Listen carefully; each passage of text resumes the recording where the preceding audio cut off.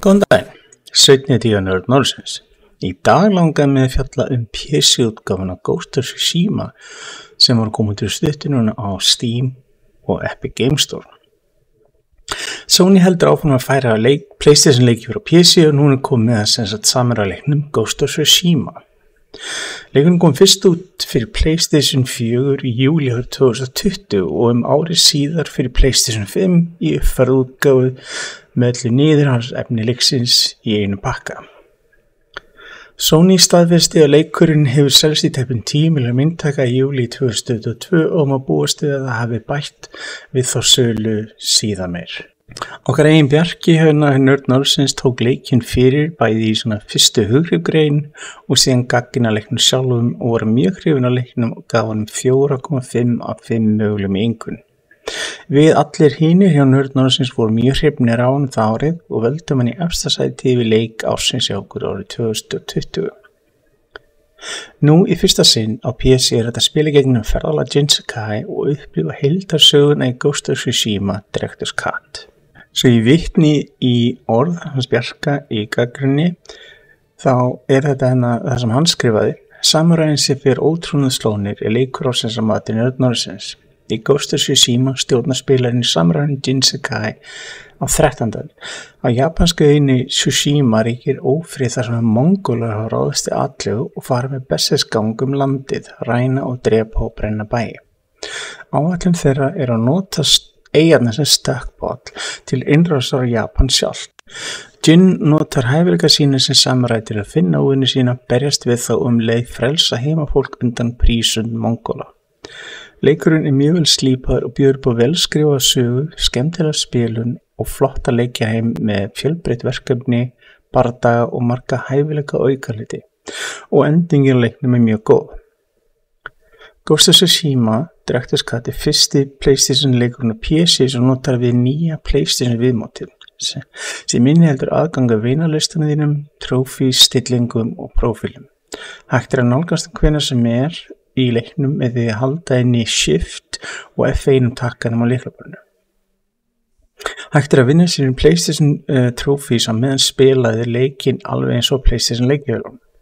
Eitt sem þarf að hafa í huga er að leikurinn á PC deilir sama trófílista og PlayStation 5 svo það er engin tvöfaldur platinum í boði þarna. Að auki styður hann við afrek eða achievements á Steam og Epic Games Store. Hollenska fyrirtæki Nixxes sér hann aftur yfirfærslu leiksins yfir á PC og eftir að spila leikinn nokkra tíma veð því að segja að það tókst mjög vel upp. Ég pröfaði að spila leikinn með DualSense fjastringunni sem fylgir PlayStation 5 og var það bara nákvæmlega eins og að vera að spila PlayStation 5 fannst mér.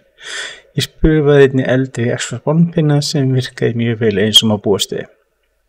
Það er stuðningur við alls konar tölvuskjái og sjónsvið eins og hið hefðbundna 16:9 víða 21:9, 30:9 og jafnvel 48:9 sem er 3 tölvuskjá stuðningur.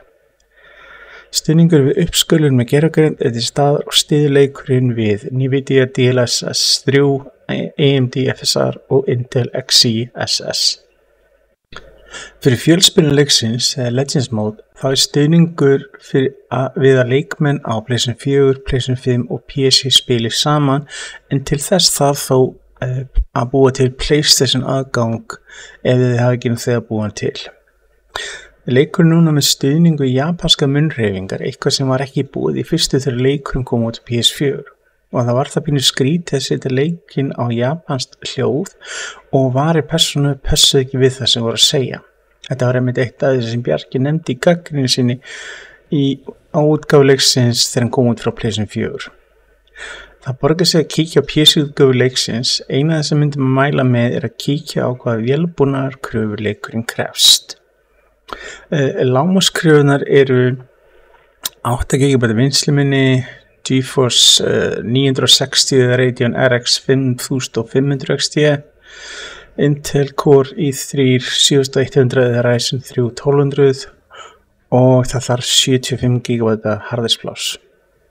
Til þess að keyra hann almennilega mælir Sucker Punch og Nixxes með NVIDIA GeForce RTX 2060 skjákorti eða NVIDIA RX 5600. og Intel Core i5 8600 eða Ryzen 5 3600 og að keyra hann annarkvort Windows 10 eða 11. Það er líka mælt með þar sem leikurinn er það stór og hvernig hann virkar að vera að vistaði leikinn á hröðum SSD-disk en ekki svona gömlum snúningshörðdiskum eins og var ræða fyrir. En flesta tölvur nú orðið eru með einhvers konar SSD-disk, þannig að þetta ekki er mikið vandamál. Ef þið hefur aldrei spilað hann frábæra leik áður og hafið ekki aðgang að PlayStation 4 eða 5, þá er ótrúlega auðvelt að mæla með þessi leik.